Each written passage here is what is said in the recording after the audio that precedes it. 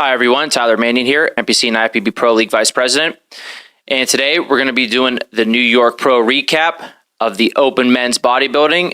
سلام، وحید هستم. به چنل خودتون فیتکن خوش اومدین. امیدوارم حالتون خوب باشه. میخوایم بررسی کنیم حرفای آقای تیلور منیون در مورد داوری مسابقه نیویورک پرو و مقایسه نفر اول و دوم و ببینیم چه کسی برنده شد و چه اتفاقی افتاد اصلا. چرا با اختلاف یک امتیاز برنده شد نیک واکر و غیره. خیلی داوری جالبی هست، بریم با هم ببینیم. اولین فیگور فیگور جلو بازو از جلو، جفت بازو از جلو هست، همینطور داریم مشاهده میکنین. آقای نیک واکر در نگاه اول تفکیک عضلانی خیلی بهتری شاید به چشم بیاد داشته باشه، بریم کاندیشن بهتری داره، ولی بالانس بالا به پایین مناسبی نداره. همینطور که می‌بینیم پاهاش درسته خیلی نسبت به سالهای قبل بهتر شده، ولی هنوز نسبت به بالاتنه میشه گفت که از حجم کمتری برخورداره. این طرف داستان ما مارتین رو داریم، یه بالانس عالی، وی شکل خوب، کمر باریک، همه اینها باعث میشه که آقای تیلور منیون این فیگور رو به مارتین بده. درسته که بازوها رو ببینید، بازوهای دیوانه کننده داره نیک واکر، تفکیک خیلی خوبی داره، کاندیشن خیلی خوبی داره. یکی از ضعف‌های بزرگ مارتین به نظر من همین تفکیک نداشتن و کاندیشن نداشتن بازوش هست، جلو بازوش هست. همینطور می‌بینید میشه گفت یه چیز تقریبا صافی هست، ولی در حالت کلی پکیج کلی رو که نگاه می‌کنیم، این فیگور آقای تیلور منیون به مارتین میده و مارتین اینجا 1-0 جلو میفته از آقای نیک. بریم دومین فیگور رو ببینیم، فیگور زیر بغل از جلو. خب ثابت شد زیر بغل از جلو از فیگورهای خیلی ضعیف نیک واکره. این داستانی هست که منم بارها و بارها برای شماها گفتم، همراهان عزیز من میدونین دیگه، تقریبا با بدن نیک واکر آشنا هستین. علاوه بر این که بالانس بالاتنه به پایین تنه نداره، بازم به خاطر همون حجم پاها از روبرو، زیر بغلاش در این فیگور میشه گفت که زیاد نمایان نیست. حجم زیاد فاصله بین عضلات شکم و پاها، همونطور که دارین میبینین سینه و پاها این خودش یه قسمت میانی ضعیف داره نیک واکر که کامل به چشم میاد. فیگور ضعیفی براش شده. در این طرف مارتین فیگور بسیار خوب اجرا کرده. عضلات کوادش رو ببینین، کمر باریک، زیر بغلای خیلی عالی، سرشونه و بازو، پکیج بسیار عالی ارائه داده. آقای تیلور منیون این فیگور رو به مارتین داد و آقای مارتین در کمال ناباوری در دو فیگور اول 2-0 از آقای نیک واکر جلو افتاده. حالا بریم سراغ فیگورهای بعدی ببینیم خب چه اتفاقی میفته تا حالا که مارتین 2-0 از نیک جلوست.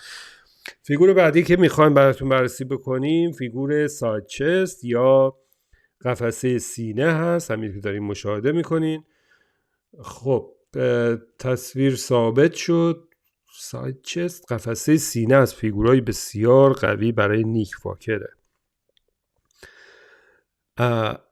قطر عضله پای بزرگتری داره نسبت به مارتین فیتزواتر و تفکیک بهتری داره، جزئیات بیشتری داره. قطر سینه نیک واکر رو ببینین، پکیج دست و سرشونه رو ببینین، اینا همه باعث برتری این فیگور میشه. این فیگور در واقع میشه گفت به آقای نیک واکر میرسه. مارتین خیلی خوبه در این فیگور، ولی اونقدر خوب نیست که بتونه نیکو بگیره. خیلی فیگوراشون به هم نزدیک بود، یعنی اینا همه میلیمتری داره آقای تیلور منیون داوری میکنه و این خیلی خوبه. شما میتونین با دیدن این تفسیر آقای تیلور منیون در واقع به نوعی ارتقاء دانش داوری خودتون هم اضافه کنین. ولی خب اینجا نیک واکر این فیگور رو میبره ساید چستو و تا به حالا نتیجه 2-1 هست به نفع آقای مارتین. بریم فیگور بعدی رو ببینیم.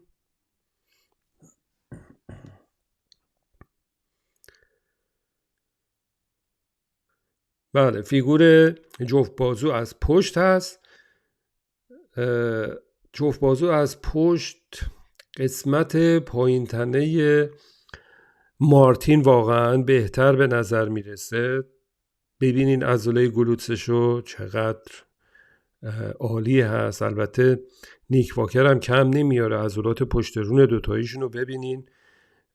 پایین تنه رو آیه تیلور منیون به در واقع مارتین داد، ولی روی بالاتنه باز حرف و حدیث زیاده، بسیار خیلی یعنی عالی باز شده زیر بغلای نیک واکر و این خودش نشون دهنده اینه که میشه بالاتنه رو به نیک واکر داد و پایین تنه رو به مارتین. ولی پکیج کلی رو وقتی نگاه میکنیم بازوهای نیک واکر رو ببینین، سرشونه، آپر ترپس، همه عضلات با تفکیک بسیار بالاتری داره نیک، و این داوری و این رأی رو به نیک واکر داد آیه تیلور منیون و نتیجه تا به حال 2-2 ثبت میکنیم.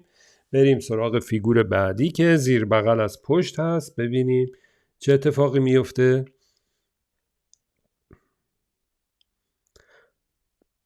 خب در یه نگاه اول که من دارم میکنم، البته هم نظر آی تیلور منیون هستم، این فیگور یه برد قاطع هست برای نیک واکر.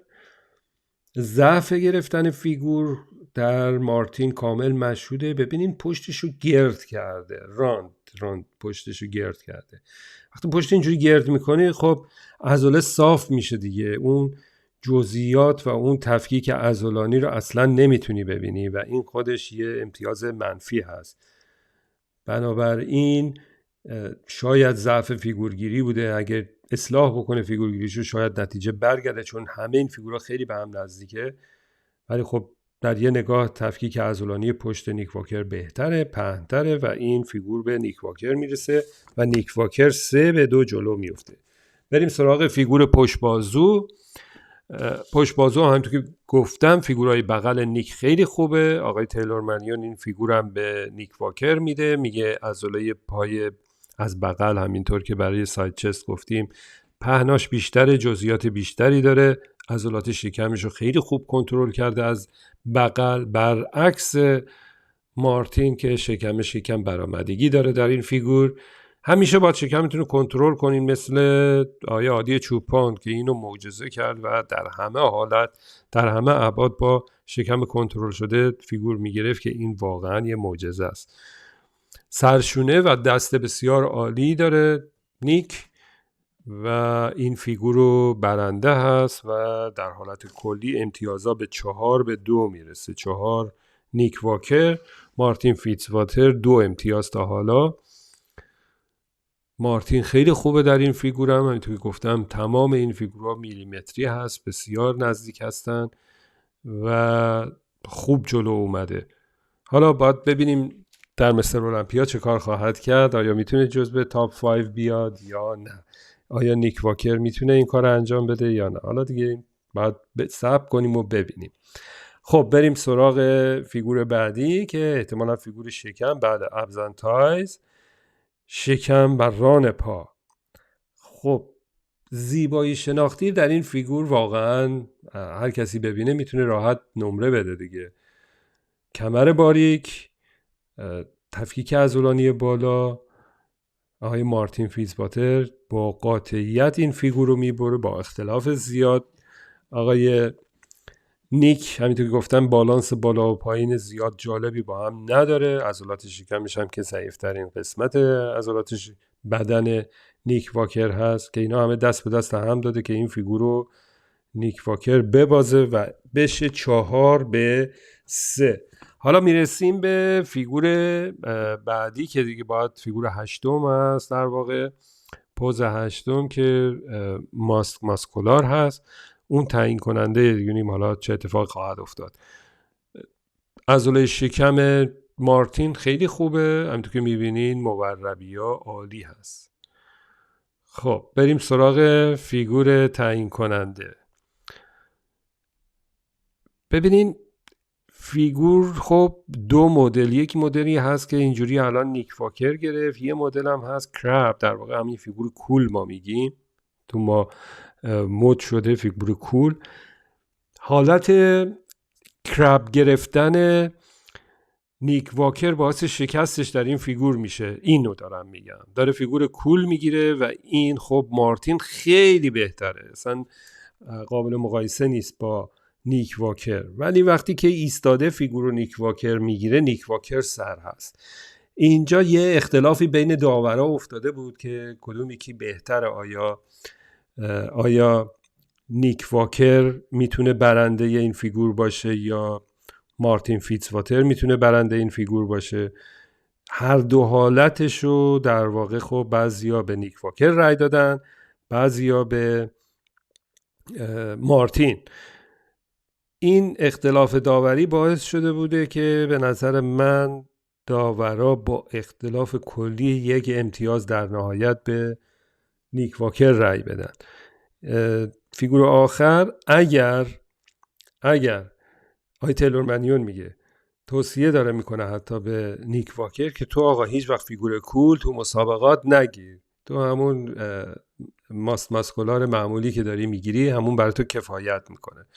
به هر حال 5-3 آقای تیلور منیون هم این فیگور رو به نیک واکر میده. نیک واکر 5-3 در فیگورها میبره، ولی اگه بخوایم حساب بکنیم فیگور کولشون رو کنار هم بذاریم، مارتین میبره و امتیازها میشه 4-4 مساوی میشن و حالا دیگه بحث 1 امتیاز کی بهتر هست وقتی 4-4 با هم مساوی هستن دیگه اون بحثی هست که حالا نمایش انفرادیشون رو ببینین، فیگوری که دارن میان میگیرن، تسلط روی فیگورگیری و عوامل دیگه دست به دست هم میده تا اینکه داورا به هر حال به نتیجه برسن در حالت کلی چه کسی میتونه بهتر باشه.